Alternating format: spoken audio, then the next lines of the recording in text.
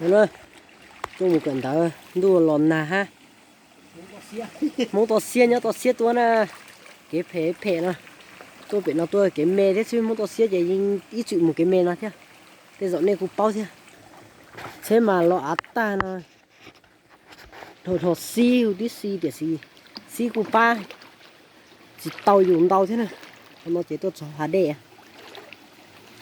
Thế mà lo ám bộ nhá thôi. Quay trở này bộ nó đầy á nó đây. Đầy bụng nó này. Nên của ba tụ xía thế nào. Nhỏ nên mù ilu chê. Nếu lọ ám bộ nó. Lại đi cơ nó tí nữa. Nên thì tao muối nó thì nếu bao ấy họ tụi chỉ tao mua mà cái rồi như xã thì chỉ nhua thế thì chỉ có tranh mà nhua cơ đi ở bây giờ ấy đi ăn tao lên tao là nhá chỉ khuôn tao nói chỉ tao cháy này một cái tao ít chia chứ thôi chứ nó chỉ cho cái tôi cái phê chứ này hay là cái rong nó cũng chỉ sáu một nó thôi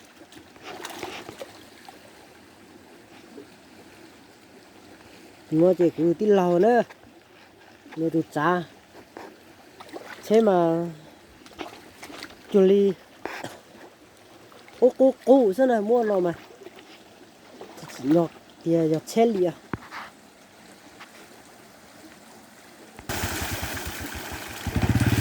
nếu quả đặt thô nó nữa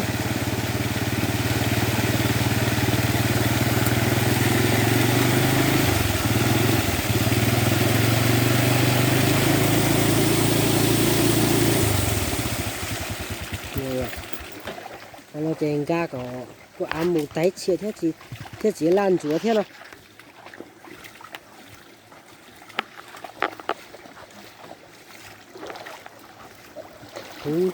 hú giò thế rồi à nhưng hùn tàu thế chỉ xin cho ăn khu mà mình chỉ nó là khu thế xác cơn này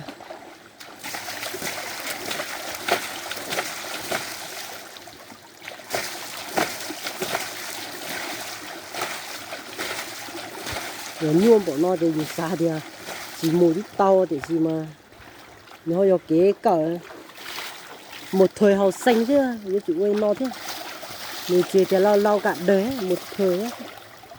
Ít xì hở hào xanh thế chứ